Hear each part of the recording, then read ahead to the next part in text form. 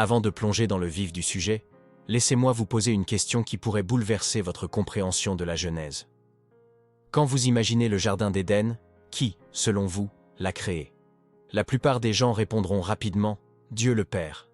Après tout, c'est ce qu'on nous apprend depuis l'enfance.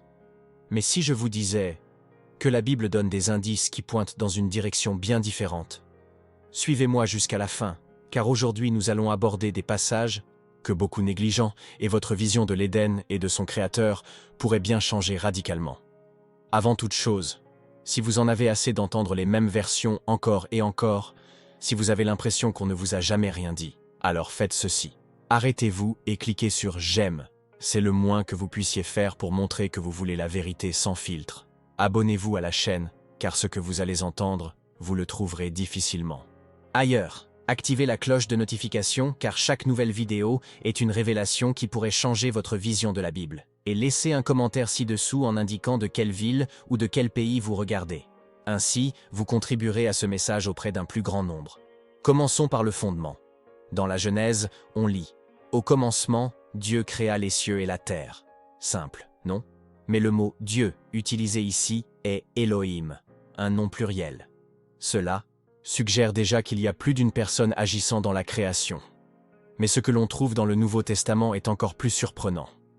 Des auteurs comme Jean et Paul décrivent le processus de création d'une manière qui semble contredire l'idée répandue selon laquelle seul le Père était impliqué. Voyez Jean 1, 1, 3. « Au commencement était la parole, et la parole était avec Dieu, et la parole était Dieu. Par elle tout a été fait.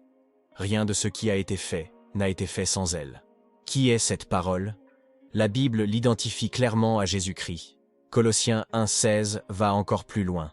Car en lui tout a été créé, ce qui est dans les cieux et sur la terre, les visibles et les invisibles, tout a été créé par lui et pour lui.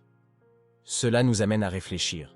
Se pourrait-il que les mains qui ont façonné l'Éden soient moins les mêmes que celles qui seraient un jour clouées sur une croix? Cette révélation nous conduit à une vérité difficile, mais magnifique. Le Père est à l'origine de toute création, mais c'est par le Fils, le Verbe, que tout a pris forme. Des théologiens comme John Piper et R.C. Sproul ont enseigné que le Père parle, le Fils exécute et le Saint-Esprit insuffle la vie à la création. Cette coopération divine était déjà présente dans la Genèse. Mais pourquoi l'Ancien Testament semble-t-il occulter ce détail? Était-ce intentionnel? Ou l'humanité n'était-elle pas prête à le savoir? L'Ancien Testament a été écrit pour un public spécifique, à une époque précise. Son langage utilise souvent des symboles, des métaphores et des structures poétiques qui évoquent des vérités plus profondes, sans toutefois tout révéler d'un coup. Il s'agissait d'une révélation progressive. Le peuple d'Israël n'était pas prêt à saisir pleinement l'identité du Messie, ni son rôle cosmique dans la création. C'est pourquoi, dans la Genèse, le récit mentionne simplement « Dieu », sans faire de distinction entre le Père, le Fils ou le Saint-Esprit. Pourtant, des traces de ce mystère sont là, attendant que nous les relions. Arrêtons-nous un instant sur un autre verset clé. Hébreux 1, 2 dit « Dans ces derniers temps, il nous a parlé par son Fils, qu'il a établi héritier de toutes choses, et par l'intermédiaire duquel il a aussi créé l'univers. » Il ne s'agit pas d'une exagération poétique. L'auteur de l'Épître aux Hébreux fait une déclaration théologique. L'univers, y compris l'Éden, a été créé par le Fils. Cela bouleverse tout. Le sol même de l'Éden, les arbres, les rivières, les animaux, et même Adam et Ève eux-mêmes. Tout a été façonné par le Christ. Imaginez un instant, le Créateur se promenant dans le jardin qu'il a lui-même formé.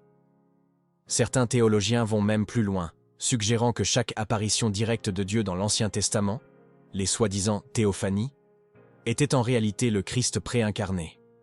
Imaginez, lorsque Dieu marchait dans le jardin à la fraîcheur du jour et appelait Adam, pouvait-il s'agir de Jésus ou lui-même? Cette idée, soutenue par des érudits comme A.W. Tozer et Charles Spurgeon, montre comment le Fils était toujours proche de l'humanité, même avant sa naissance à Bethléem. Le jardin n'était pas seulement un espace physique, c'était un lieu de rencontre profonde entre le Créateur et sa création. Mais cela soulève une question importante. Pourquoi la Genèse n'a-t-elle pas simplement dit que c'était le Fils qui avait créé l'Éden? Pourquoi ce mystère? La réponse réside dans le plan divin, de la révélation. Dieu révèle souvent les vérités progressivement, couche par couche. L'Ancien Testament a préparé les cœurs à la révélation plus complète qui allait venir dans le Nouveau Testament. Tel un voile qui se lève lentement, l'identité du Créateur derrière l'Éden n'a été pleinement révélée que lorsque le Christ lui-même a marché sur terre et que les apôtres ont commencé à écrire sous la conduite du Saint-Esprit. En approfondissant le Nouveau Testament, le thème devient incontournable. Paul, écrivant aux Colossiens, dit « Il est avant toute chose, et toutes choses subsistent en lui ». Colossiens 1, 17. Cela ne laisse place à aucun doute. Paul ne parle pas par métaphore. Il est littéral. Celui qui maintient toute la création, y compris le jardin, les arbres, les rivières et l'atmosphère de l'Éden, est le Christ. Toute création a été faite par lui et pour lui. Cela inclut la terre même où Adam a pris son premier souffle. Et en parlant de souffle, rappelons-nous un autre moment fort, la création de l'homme. La Genèse dit que Dieu forma Adam de la poussière et lui insuffla la vie. Or, avec ce que nous savons du Nouveau Testament, il est raisonnable de se demander « Quelles mains ont modelé le corps d'Adam? Quel souffle a pénétré ses poumons? Était-ce la voix lointaine du Père seul? Ou pouvait-il s'agir du contact direct du Fils? Cela ne diminue en rien l'autorité du Père. Au contraire, cela souligne le rôle intime du Fils comme agent actif de la création, agissant sous la volonté du Père. Certains pourraient encore avoir du mal à accepter cette idée, la trouvant trop nouvelle, voire inconfortable. Mais les premiers pères de l'Église n'ont pas éludé ce sujet. Des auteurs comme Irénée et Justin Martyr ont parlé du Logos, le Verbe, comme de l'expression visible et tangible de la volonté créatrice de Dieu. Dans leurs écrits, ils ont décrit comment le Fils agissait comme les mains de Dieu, façonnant le monde matériel tandis que le Père demeurait dans une gloire transcendante. Ce concept n'est pas moderne. Il est profondément ancré dans l'histoire et la théologie chrétienne. N'oublions pas non plus le rôle du Saint-Esprit dans tout cela. Tandis que le Fils exécutait l'ordre créateur du Père, le Saint-Esprit planait sur les eaux, apportant vie et ordre au milieu du chaos. L'Esprit était le souffle, l'énergie, la force vive qui animait ce que le Fils avait créé. Cette collaboration divine est magnifique. Le Père a conçu, le Fils a formé et l'Esprit a donné la vie. Ensemble, ils ont façonné l'Éden, non pas un jardin quelconque, mais un chef-d'œuvre de conception relationnelle où Dieu et l'humanité se rencontreraient. Cette compréhension donne une nouvelle profondeur à la célèbre scène où Dieu marche dans le jardin et appelle Adam et Ève. Imaginez le créateur du jardin, celui qui a façonné chaque arbre et chaque rivière, s'immisçant personnellement dans sa création, à la recherche de ses enfants perdus. Ce n'était pas seulement une voix lointaine et invisible résonnant du ciel. C'était le même Verbe qui s'est incarné et a marché parmi les hommes sous le nom de Jésus de Nazareth. Cette voix douce mais ferme, appelant « Où es-tu » était probablement la voix du Christ préincarné, empli de tristesse et d'amour. Certains pourraient se demander « Mais le Père n'est-il pas la source ultime de toute chose ?» Et la réponse est oui. Le Père est l'architecte, l'auteur. Mais tel un maître d'œuvre qui confie ses plans à son artisan le plus fidèle, le Père a confié la tâche d'exécution au Fils. Ce n'est pas une spéculation. Jean 1, Colossiens 1 et Hébreux 1 affirment tous cette vérité à maintes reprises. Le Père veut, le Fils agit et l'Esprit donne la puissance. Cette collaboration divine est à l'œuvre depuis la nuit des temps, bien avant l'existence même de l'humanité. Considérons également le poids émotionnel de tout cela. Savoir que le Christ a créé l'Éden ajoute une dimension de sens à la chute de l'homme. Celui-là même qui a façonné le jardin, qui a dessiné les fleurs, qui a sculpté les rivières, fut aussi celui qui fut trahi par la désobéissance de l'humanité. Ce n'était pas un Dieu lointain, observant de loin.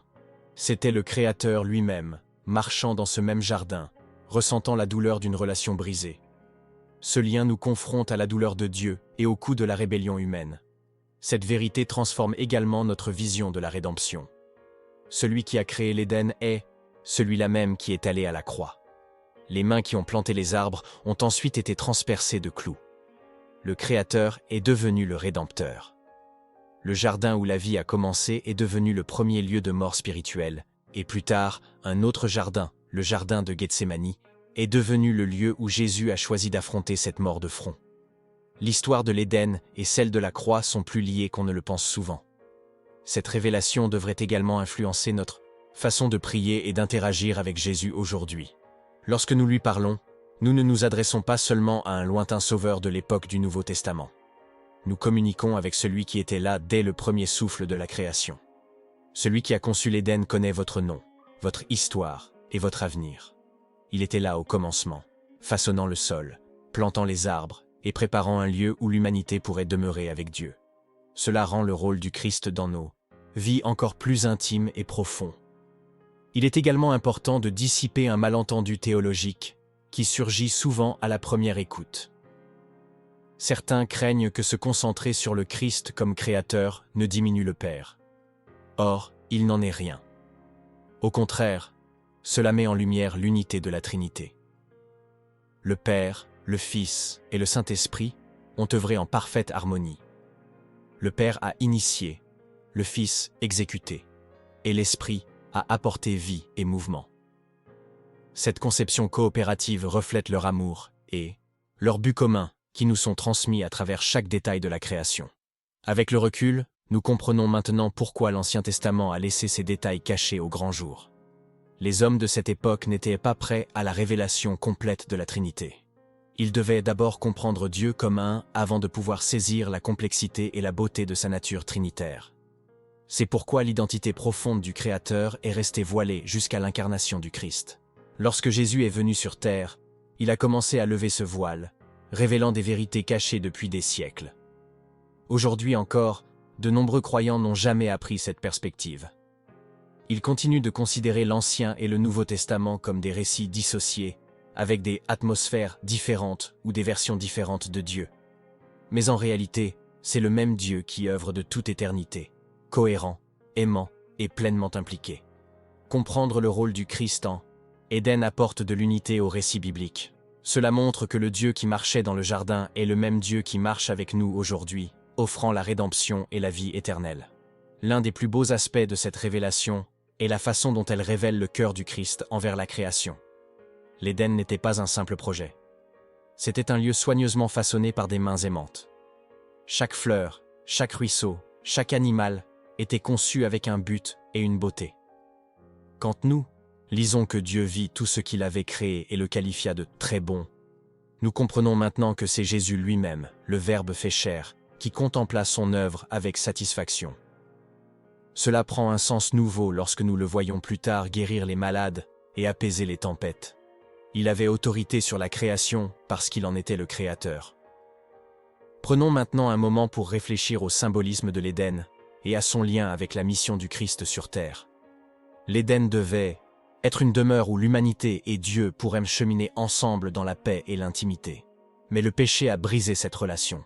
Le même Créateur qui avait conçu l'Éden avait désormais pour mission de restaurer ce qui était perdu. Dès la première promesse de Genèse 3,15, la prophétie de celui qui écraserait la tête du serpent, le récit nous amène à Jésus, celui-là même qui a créé l'Éden et qui œuvre aujourd'hui à notre rédemption. Ce lien rend la crucifixion encore plus profonde. Le Créateur est entré dans sa propre création, a vécu parmi nous et s'est laissé crucifier sur un arbre, un élément de la nature qu'il avait lui-même créé. L'ironie et la beauté sont bouleversantes. Celui qui a planté les arbres d'Éden s'est pendu à une croix de bois, s'offrant comme la solution à la séparation qui avait commencé dans ce même jardin. Chaque pas de Jésus sur terre était un pas vers la fin de la malédiction, qui avait commencé là où la vie avait commencé. Et cette histoire ne s'arrête pas à la croix. Apocalypse 22 dépeint un nouvel Éden, un paradis restauré où Dieu habite à nouveau avec l'humanité. L'arbre de vie réapparaît, offrant cette fois la guérison aux nations. Le même Christ qui a façonné le premier jardin nous accueillera dans ce jardin final et éternel. La Bible tout entière, de la Genèse à l'Apocalypse, devient un récit continu de création, de chute, de rédemption et de restauration, centré sur celui qui a créé l'Éden. Cette perspective modifie également notre façon de lire les récits bibliques familiers. Lorsque nous imaginons Dieu interagissant avec Adam et Ève, donnant des instructions et même prononçant un jugement après la chute, nous voyons probablement le Christ préincarné en action. La voix qui demandait « Où es-tu » est la même qui a dit plus tard « Venez à moi, vous tous qui êtes fatigués. le cœur affligé par la désobéissance d'Adam et Ève, est le même qui a pleuré au tombeau de Lazare et pleuré sur Jérusalem. Cette continuité montre que la compassion du Christ pour l'humanité existe depuis le tout début. De nombreux érudits, dont C.S. Lewis et Tim Keller, ont écrit sur ce thème de la continuité du caractère de Dieu. Ils soulignent que le Dieu de l'Ancien Testament ne diffère pas de celui du Nouveau Testament. Le changement ne réside pas dans la nature de Dieu, mais dans la compréhension que l'humanité a de lui. À mesure que l'histoire se déroule, Dieu se révèle de plus en plus. La révélation de Jésus comme créateur de l'Éden s'inscrit parfaitement dans ce modèle de révélation progressive, passant de l'ombre à la substance, du mystère à la clarté. Un autre point important est l'impact que cette connaissance devrait avoir sur notre cheminement quotidien avec Dieu. Savoir que le Christ était présent à la création, impliqué dans chaque détail, devrait nous remplir d'émerveillement et de gratitude. Il connaît les lois de la nature parce qu'il les a écrites. Il comprend les limites humaines parce qu'il a façonné notre ADN. Cela signifie que lorsque nous prions, nous nous adressons à celui qui comprend la création non seulement par l'observation, mais aussi par sa conception. Cela apporte un réconfort incroyable dans les moments de doute, de douleur ou de confusion. Cela nous rappelle également que le pouvoir de Jésus sur la nature, manifesté par ses miracles, n'était ni emprunté ni temporaire. Lorsqu'il apaisa la tempête, multiplia les pains ou marcha sur l'eau, il exerça la même autorité créatrice qu'il utilisa pour créer l'Éden. Comprendre cela donne un poids nouveau aux miracles relatés dans les évangiles. Il ne s'agissait pas d'actes de bonté aléatoires. Il s'agissait d'interventions directes du Créateur lui-même, agissant au sein de sa propre création pour révéler son identité et susciter la foi. Comprendre Jésus comme le Créateur de l'Éden éclaire également ses enseignements sur le royaume de Dieu. Tout au long des évangiles, Jésus parle souvent de restauration, de renouveau et de l'avènement d'un nouveau royaume. Il ne s'agit pas de concepts abstraits, mais de promesses de celui-là même qui avait déjà conçu un environnement parfait pour l'humanité. L'Éden fut la première demeure de l'humanité, et la mission du Christ a toujours été de nous ramener à une relation restaurée avec Dieu, dans un Éden nouveau et éternel. Cette révélation donne également un sens plus profond au rôle du Christ en tant que second Adam, tel que Paul le décrit dans 1 Corinthiens 15, 45. Ça, premier Adam a été formé à partir de la terre en Éden, et il a échoué. Le second Adam, Jésus, est venu du ciel, a marché parmi nous, et a réussi là où le premier était tombé. Le lien entre l'Éden et le ministère terrestre du Christ devient plus clair grâce à cette compréhension. Jésus est venu inverser les effets de ce premier échec, apportant la vie là où la mort était entrée, et l'espoir là où le désespoir avait commencé. Réfléchissons également à l'impact de tout cela sur notre compréhension de l'amour de Dieu. Celui qui s'est agenouillé pour façonner Adam de la poussière est le même qui s'est agenouillé à Gethsémani, versant des gouttes de sang pour notre rédemption.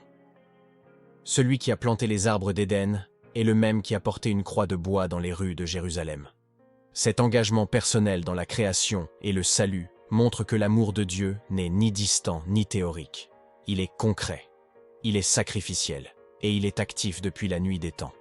Une autre implication puissante est la manière dont cette vérité devrait inspirer l'adoration. Lorsque nous chantons des chants sur Jésus, Créateur et Rédempteur, nous ne le louons pas seulement pour les miracles du Nouveau Testament ou pour sa résurrection. Nous adorons celui qui a fondé la terre, creusé les rivières et façonné les montagnes. Chaque fois que nous admirons un coucher de soleil, que nous sentons la brise ou que nous nous promenons en forêt, nous faisons l'expérience de l'art du Christ lui-même. Reconnaître cela devrait éveiller en nous la gratitude et l'émerveillement chaque jour. Cela nous incite également à revoir notre lecture de l'Ancien Testament.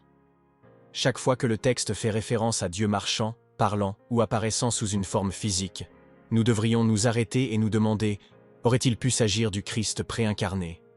Le buisson ardent, les visites à Abraham, le combat avec Jacob. Ce sont des moments où Dieu est intervenu visiblement dans l'expérience humaine. De nombreux spécialistes pensent qu'il s'agissait de Christophanies, des apparitions préincarnées de Jésus devant Bethléem. L'Éden s'inscrit parfaitement dans ce schéma.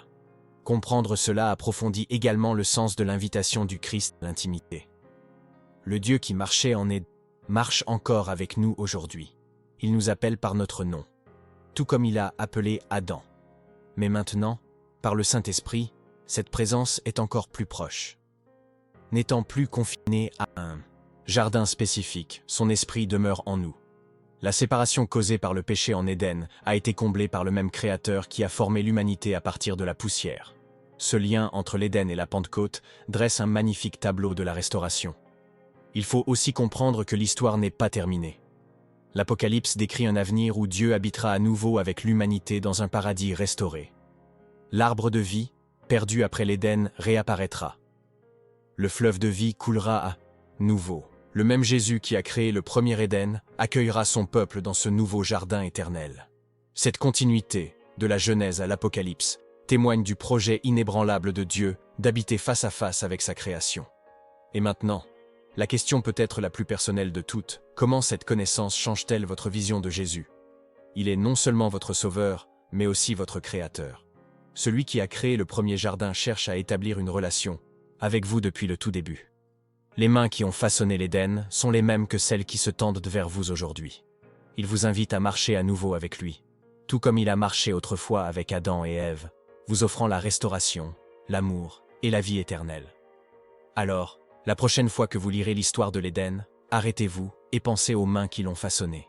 Imaginez le Christ formant les fleuves, plantant les arbres et insufflant la vie à Adam. Imaginez-le, marchant dans ce jardin, connaissant déjà le prix futur de la rédemption. Ce n'est pas seulement de la théologie, c'est une histoire d'amour qui a commencé avant même les temps. Le créateur de l'Éden n'était ni distant ni détaché. Il était personnel, intentionnel et profondément investi dans chaque détail. Cette révélation devrait éveiller quelque chose en vous. Le même Jésus qui a façonné l'Éden a aussi façonné votre vie. Chaque talent, chaque trait de personnalité, chaque don que vous portez, il les a placés là avec soin. Vous n'êtes pas un accident. Vous avez été conçu par les mêmes mains qui ont modelé le premier homme à partir de la poussière. Comprendre cela nous donne un but, de la valeur et de l'espoir. Cela nous rappelle que le Dieu qui crée est aussi le Dieu qui rachète. Pour conclure ce voyage, je voudrais vous laisser avec cette réflexion. L'Éden n'était que le commencement. L'histoire continue en vous. Christ continue de créer, de racheter, d'appeler les gens à lui. Celui qui a planté l'Éden sème en vous, en ce moment même, des graines de foi, d'amour et de destinée. L'invitation est ouverte. Marchez avec lui, faites-lui confiance et laissez-le restaurer chaque partie brisée de votre vie. Si ce message vous a interpellé, si à un moment donné pendant cette vidéo votre cœur s'est emballé, vos yeux se sont remplis de larmes, ou si vous avez senti que Dieu vous appelait à quelque chose de plus grand, ne passez pas à côté de ce moment. Cliquez sur « J'aime » dès maintenant, car c'est ainsi que YouTube comprend que ce contenu doit toucher davantage de personnes. Abonnez-vous à la chaîne et activez la cloche de notification, car ce que je vous propose dans les prochaines vidéos pourrait bien être la réponse que vous attendiez. Et si vous sentez que vous faites partie de cette mission, si vous voulez m'aider à continuer à dire la vérité que beaucoup ont peur de dire, je vous invite à devenir membre de la chaîne. Ce n'est pas un simple bouton, c'est un engagement envers la vérité, envers la parole, et envers des milliers de personnes qui ont encore besoin de l'entendre. Le bouton « Rejoindre » se trouve juste en dessous, à côté du bouton « S'abonner ». Et avant de partir, laissez un commentaire ci-dessous en indiquant de quelle ville ou de quel pays vous nous regardez. Faisons passer ce message jusqu'aux contrées les plus reculées. Car il y a des gens qui ont besoin d'entendre ce que vous venez d'entendre aujourd'hui.